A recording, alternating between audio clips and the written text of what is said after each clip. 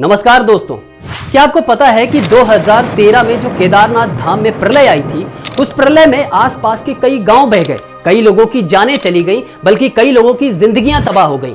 लेकिन एक पत्थर आकर उस मंदिर के पास अटक जाता है और उस मंदिर को कोई भी क्षति नहीं पहुंचती है।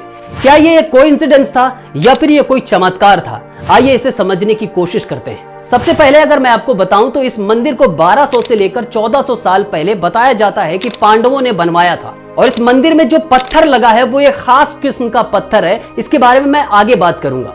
लेकिन एक सबसे इंपॉर्टेंट बात यह है कि बताया यह भी जाता है कि यह मंदिर 400 सालों तक बर्फ की चादरों में ढका रहा।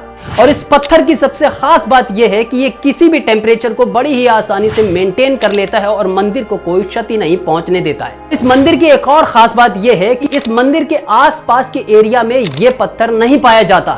इसका मतलब यह है कि यह पत्थर कहीं से लाकर उसके बाद इस मंदिर का निर्माण किया गया था। और जिसने भी इस मंदिर का निर्माण किया है उसने कुछ तो ऐसा सोचा था कि कभी कोई प्रलय आ जाए या कुछ भी आ जाए, लेकिन इस मंदिर को क्षति नहीं पहुंचनी चाहिए। शायद इसी वजह से इस मंदिर का दरवाजा दक्षिण की तरफ रखा है। वैसे अमूमन आपने देखा होगा हिंदू धर्म के मंदिर के मुख्य द्वार जो होते हैं वो पूर्व या पश्चिम की दिशा में होते हैं, लेकिन इस मंदिर का मुख्य द्वार जो है वो दक्षिण दिशा में है। अब अगर 2013 की बात करें, जो इतनी बड़ी प्रलय आई जिसमें कई लोगों की जानें गईं, आसपास के गांव बह गए, लेकिन इस मंदिर को कुछ भी नहीं हुआ। इस प्रलय में एक पत्थर बहता हुआ आता है और वो मंदिर से कुछ दूरी पर आकर अटक जाता है। जैसे कि ऐसा लगता है कि इस मंदिर को किसी ने रोक लिया हो या फिर इस मंदिर को किसी ने पकड़ लिया हो, क्योंकि वो पत्थर वहां से आगे बढ़ा ही नहीं। जबकि अगर वो पत्थर आगे बढ़ता तो मंदिर की पिछली दीवार को नुकसान पहुंचा सकता था। लेकिन वो पत्थर वहीं पर रुक जाता है और पानी के बहाव को दो धार में काटकर उस मंदिर की रक्षा कर लेता है।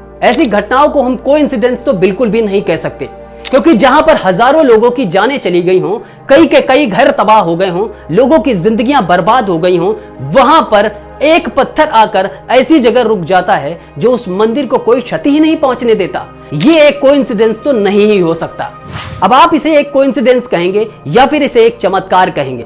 क्या कहना चाहते हैं आप केदारनाथ धाम के बारे में? कमेंट सेक्शन में जरूर बताएं और ऐसे ही और वीडियोस देखने के लिए सब्सक्राइब करें।